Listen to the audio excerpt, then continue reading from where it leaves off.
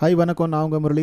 என்னென்னா இப்போ தேட்டர்கிட்ட வந்திருக்கோம். இப்போ பார்த்துட்ருக்கீங்க நீங்களே வீடியோவில் எவ்வளோ கிராண்டாக செலிப்ரேட் பண்ணியிருக்காங்கங்க. அவ்வளோ கட் அவுட்ஸ், கிட்டத்தட்ட ஒரு 47 கட் அவுட்டை வச்சு எல்லாம் மாலை கீழெல்லாம் போட்டாச்சு. ஏன்னா பிகாஸ் படம் ரிலீஸ் ஆகலன்னு தெரியும் அவங்க எல்லாருக்குமே. பெங்களூர் ஃபேன்ஸ் எல்லாம் செம்ம வருத்தத்தில் இருக்காங்க. வாங்க அவங்க என்ன நினைக்கிறாங்க, அவங்க மனநிலைமை இப்போ எப்படி இருக்குது, கோர்ட்லேருந்து வந்திருக்க அந்த தீர்ப்பை பற்றி அவங்க என்ன நினைக்கிறாங்க, எல்லாத்தையும் கேட்டு தெரிஞ்சுப்போம்.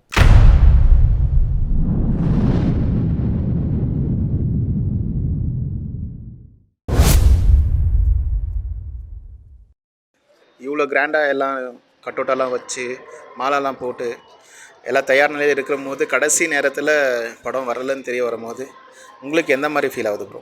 ரொம்ப அவருக்கு எல்லா படமும் அப்படி தான் ப்ரோ பண்ணுறாங்க. இது நேற்று இன்றுன்னு இல்லை, எப்பயுமே அவருக்கு அப்படி தான் பண்ணுறாங்க. நம்மளுக்கே கஷ்டமாக இருக்குது.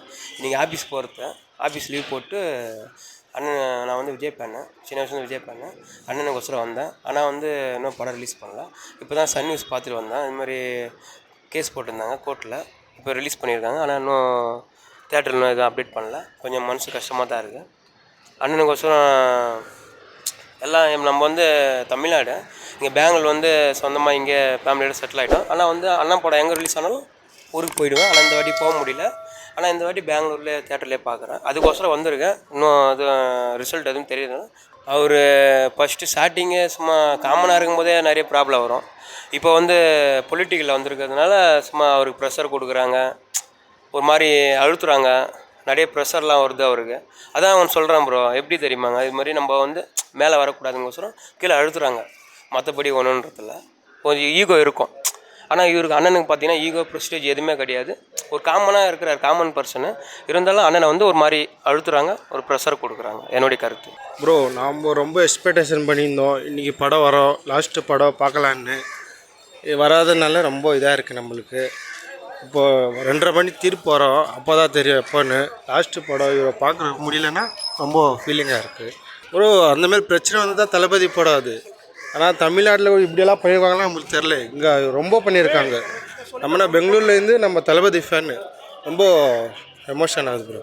பிரியமுடன் ஃபேன்ஸ்லேருந்து இது பண்ணது இருக்கேன் நான். ஓகே, அதில் இருந்துக்குன்னு இது பண்ணுவேன்.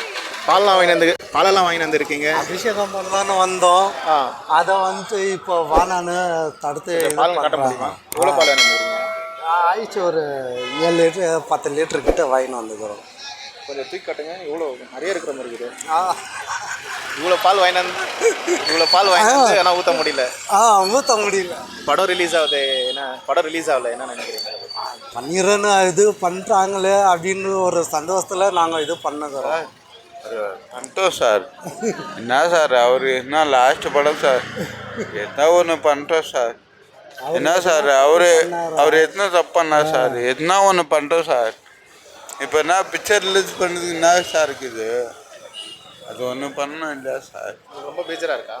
ஆமாம் சார், ரொம்ப கஷ்டமாக சார், ரொம்ப கஷ்டமாக. பசங்களுக்கு 4,000 5,000 கொடுத்துட்டு நாங்கள் டிக்கெட் வாங்கிட்டு இது பண்ணிட்டோம். நாங்கள் செலவு பண்ணிட்டு எல்லாரும்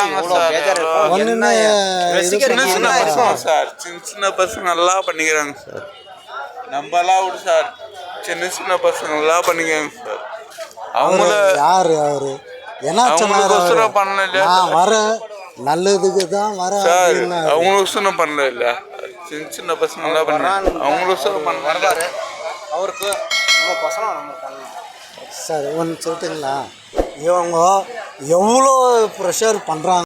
தளபதி மேலே தான் வராரு சார். இன்னைக்கு சொல்கிறீங்க பாருங்க. ஆனால் தளபதிக்கு நாங்கள் உயிரை கூட விடுவோம். நான் தலைப்பேன் ஏகே இங்கே பாரு, என் கையில் இங்கே பாரு மச்ச குத்துறேன். இங்கே பாரு, இங்கே தான் இங்கே பாரு, எங்கள் தலைப்பேன் இங்கே தான் மச்ச இருக்குது. ஆனால் உயிரே விடுவோம். நான் அவருக்கு ஒருத்தர் நான் ஏக்கே விடுவோம். எங்கள் தலைப்பேஸ் எங்கள் தம்பி அஜித் ஃபேன்ஸ் தான். அதே மாதிரி அவரும் ஏகேது. அவங்களும் எங்களுக்கு சப்போர்ட் பண்ணுகிறாங்கன்னா எங்கள் தளபதி எந்த அளவுக்கு இருக்கிறாங்கன்றத மக்களுங்களுக்கு தெரியணும், அவங்களும் புரிஞ்சு.